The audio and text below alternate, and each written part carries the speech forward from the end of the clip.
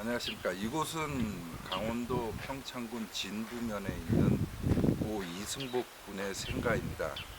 이곳은 1968년으로 돌아가셔서 10월 30일과 11월 1일 북한의 무장공비 120명이 강원도 울진과 삼척을 통해서 침투를 합니다. 그리고 그들은 그날 이후 민간인들을 살상하면서 북쪽으로 계속 아군에 의해 도주하고 있었습니다.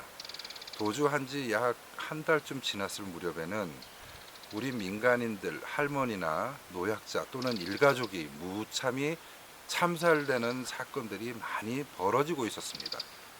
1968년 12월 9일은 이승복 군 9살 된 이 소년의 양력 생일이었는데 그날 이 소년은 학교를 다녀와서 이 집안에 형과 두 동생 그리고 어머니와 함께 있었습니다.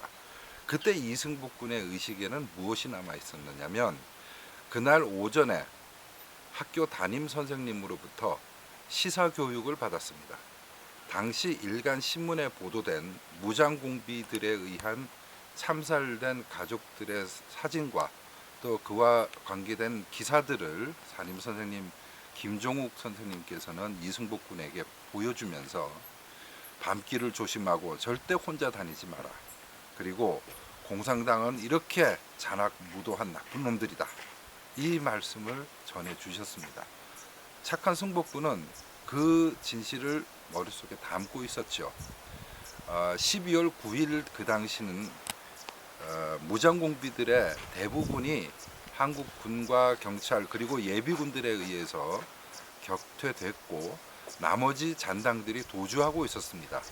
12월 9일 밤 8시 경에는 여러분들이 둘러보시는 이곳에 승복군의 아버지와 할머니는 아랫마을에 이사를 도와주러 내려가셨고 그리고 나서 적막한 상황이 벌어지고 있었는데 이 집으로 무장공비 5명이 접근해 들어갑니다. 보시다시피 문이 두 개가 있습니다.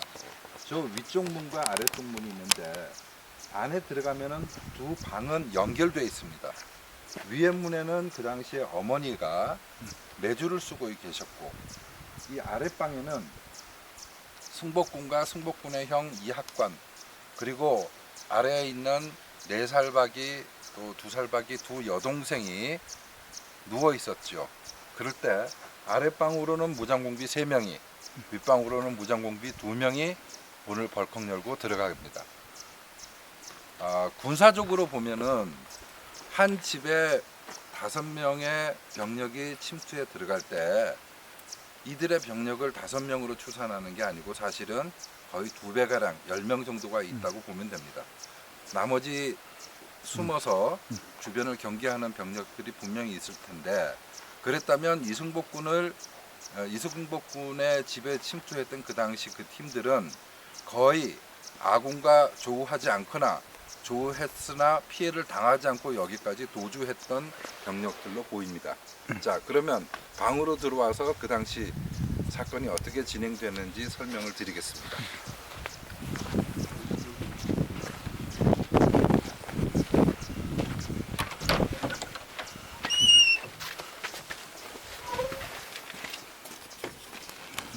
이 방을 보면 요즘으로서는 그렇게 큰 방으로 생각하기가 힘들지만 그 당시 화전민이 사는 아주 평범한 방이었습니다.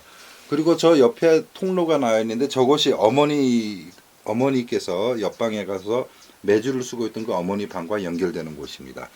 사건 당시에 승복군은 이 문 바로 옆에 있는 구석에 아버지께서 손수 짜주신 안전뱅이 책상에 앉아서 숙제를 하고 있었고 형 학관이는 등을 벽에 기대고 문 쪽을 바라보고 앉아서 옥수수를 까고 있었습니다.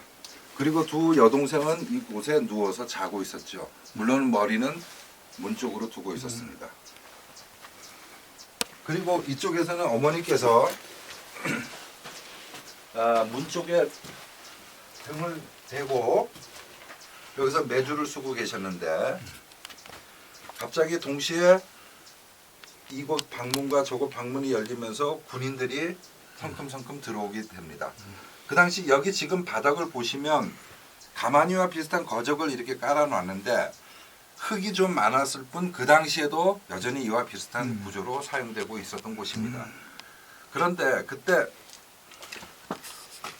공비들이 들어왔을 때 이 생존한 이학관 씨의 이야기를 빌면 이 첩첩산중에서 태어나가지고 한 번도 제대로 바깥 세상을 구경하지 못하고 살아온 덕분에 군인들, 아군과 적군이 어떻게 되는지도 본 적이 없던 그런 시대였습니다. 그래서 무장 공비인지 우리 국군인지 무기를 보고도 알아낼 방법은 없었지요. 그때 이 방에서 벌어졌던 현장은 어떻게 된 거냐? 공비 3명이 들어와 가지고 일단은 주변을 살피면서 자리에 앉습니다. 그리고 맨 끝에 있던 공비가 책상에 앉아서 공부를 하다가 신경이 화가 나는 표정으로 이 무리하게 들어온 군인들을 쳐다보던 승복이에게 말을 걸기 시작합니다.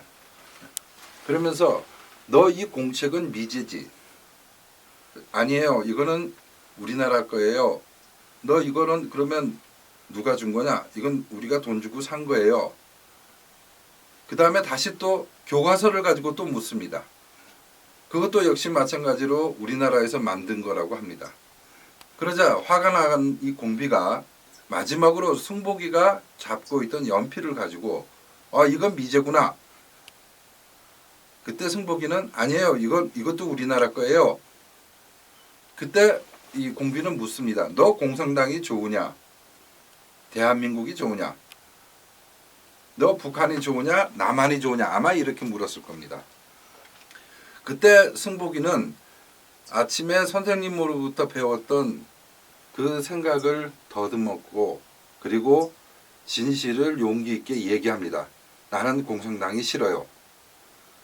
그 말에 격분한 공비가 벌떡 일어나면서 단검을 꺼냅니다. 보통 우리가 군 생활을 하면서 사용하는 단검은 날이 갈려져 있지 않습니다만 실제 전투가 벌어지고 나면 날은 굉장히 날이 그렇게 갈립니다. 더군다나 침투 부대의 단검은 굉장히 날카롭습니다. 이 단검을 가지고 승복군을 벌떡 멱살을 잡고 일어난 다음에 단검을 승복군의 입에다가 넣고는 좌우로 헤집어 버립니다. 바로 그 순간에 벽을 기대 앉아있던 형 학관 씨는 벌떡 일어나서 막으려고 다가오는데 승복군을 밀어 제끼고는 다시 이 학관 씨에게 단검을 휘두르기 시작을 합니다. 학관 씨는 이 바닥에 누워서 엎드려서 무차별하게 단검의 공격을 받고 있죠. 그러는 동안에 이 두 아이가 깨어서 울기 시작합니다. 그러자 나머지 두 공비가 이 아이들을 들어서 매치기 시작합니다. 그때 현장을 보셨던 이곳 지서장 하일 씨는 이렇게 증언을 합니다. 이쪽 벽에 피가 흥건하게 내려와 있는데 머리카락도 붙어 있고 아이의 다리를 잡고 거꾸로 휘둘러서 벽에다가 친 것으로 추정된다고 이야기를 합니다.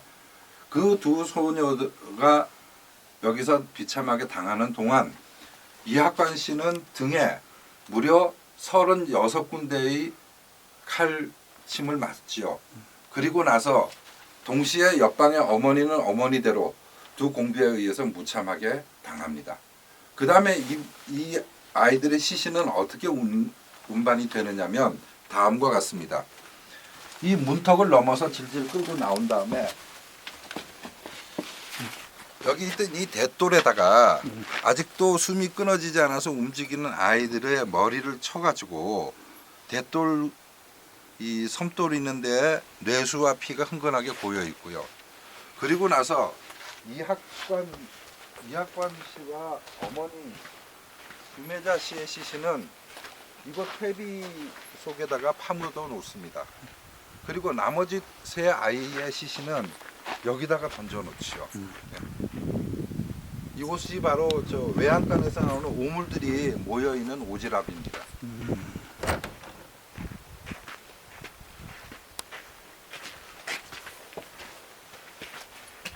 외양간. 이게 외양간. 예. 사건이 이렇게 진행되고 났을 때 무려 36군데나 칼을 맞았던 이학관두는 이 퇴비장에서 의식을 겨우겨우 되찾고 있었습니다. 그 시각에 이삿짐을 날라주고 아랫마을에 내려가셨던 아버지 이석우 씨가 혼자 돌아오지요. 돌아오다가 공비들과 조우합니다. 그때 나머지 공비들은 무슨 일을 하고 있었느냐면 다시 도피하고 생환에 돌아가기 위한 식량을 여기서 마련하기 시작합니다. 부엌에서 닭을 삶고 그리고 옥수수와 기타 먹을 식량과 옷가지들을 배낭에 챙기고 그러고 있는 동안에 아버지 이소구 씨가 이쪽으로 들어오죠. 들어오다가 공비와 마주칩니다. 그때 이소구 씨는 빈 지게를 메고 있었는데 공비는 이소구 씨와 마주치는 순간 아 선생님 우리 같이 이야기 좀 합시다 하면서 데리고 방으로 들어갑니다. 이소구 씨는 모든 게 다 이상하다는 생각을 하면서 공비들에 둘러싸인 채 방문 앞에 서가지고 방으로 들어가는데 문을 열자마자 피비린내가 진동을 했습니다. 그는 여기서 있는 힘껏 몸을 밀쳐가지고 뒤에 있던 공비들을 밀어제끼고 밖으로는 도망가지 못하고 이 부엌 안으로 뛰어듭니다. 그리고 나서 저 뒤에 어적으로 내려져 있는 출입문을 통해 가지고 밖으로 뛰어나가서 돌담을 넘어서 그리고 저 너머에 있는 가파른 10여 미터 되는 비탈을 거의 뛰다시피 굴르다시피 내려가서 마을에 신고를 할 수 있게 뛰어 도망가죠. 이래서 이 사건이 처음으로 알려지게 됩니다. 그 이사도 공비와 관련이 있다죠. 그 이사. 갈까요?